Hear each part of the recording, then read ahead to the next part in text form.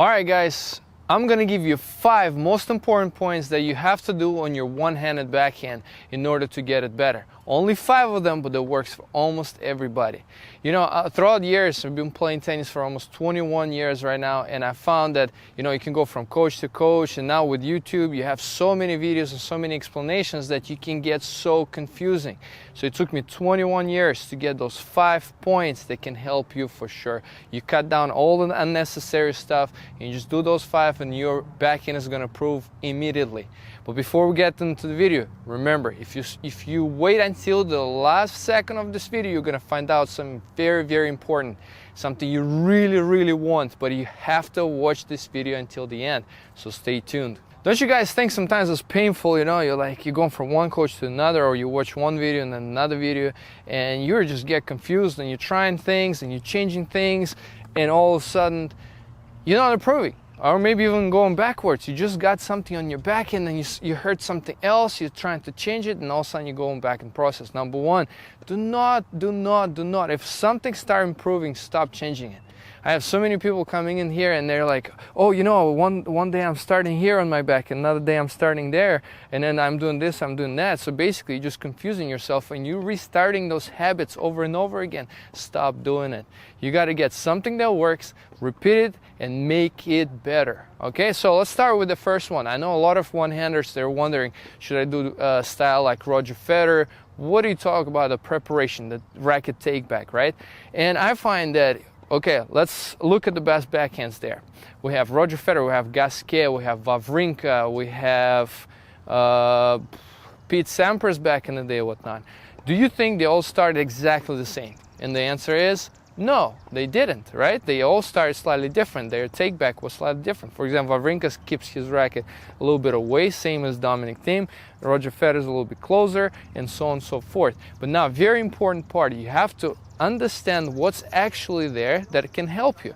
The key is when you're taking your racket back, the racket stays almost facing the side fence. It's not lifting up with the strings up, it's not looking down. And the most common mistake that people have is when they take their racket back, their racket is open a little bit. So when they start swinging, it starts very wobbly and people make a mistake.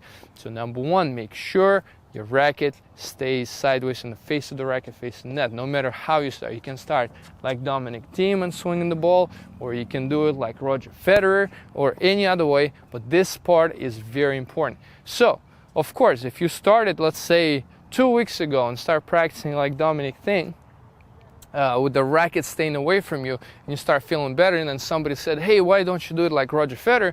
You start changing, your backhand actually is going to get worse for a little bit until you practice this swing and you start getting better. So with that said, just stick to what you did before, because it's actually not the most important part of the swing. All right, number 2 is preparation. That's something that applies almost to everybody.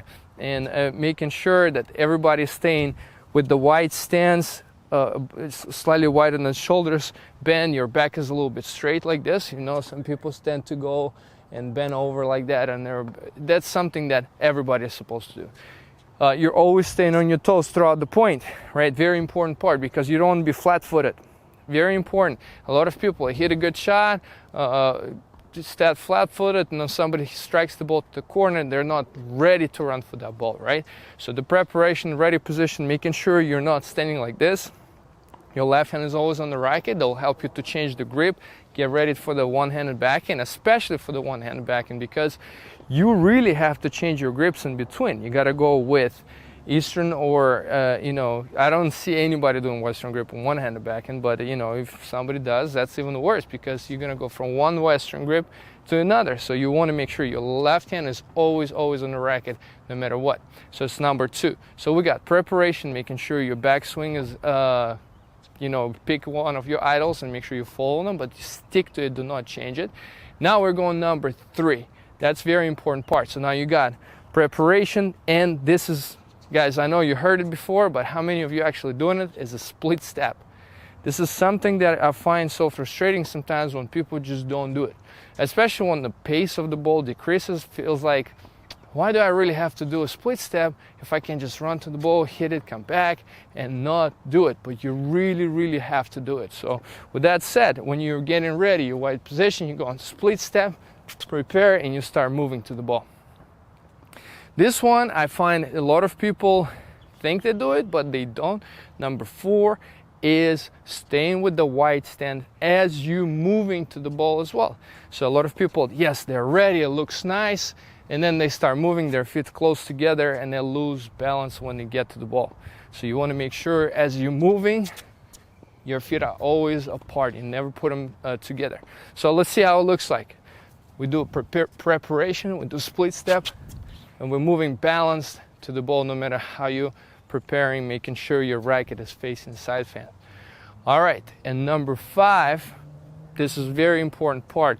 When you get to the ball, the point of contact has to be way out in front of you. Actually, 5, I would say even 5.5, 5, 6 is when you're swinging through the ball, the point of contact, full length of your arm in front of you. And when you're swinging through it, you're separating your arms. A lot of players, when they swing, they tend to keep their left hand next to their body. And as they're swinging through the ball, they overturn. All right, let's see how it looks like. So you're gonna do a split step, you're turning, moving to the ball, and then you're striking the ball into the back fence. How about that? All right, guys, here's an example of how to do it. You're gonna do a split step, get ready, your racket on the side. You could keep it closer or far away from you. Get set, and then striking the ball and separating your hands. And again, split step, staying wide stance. Boom, that's it. And again, same thing. There you go.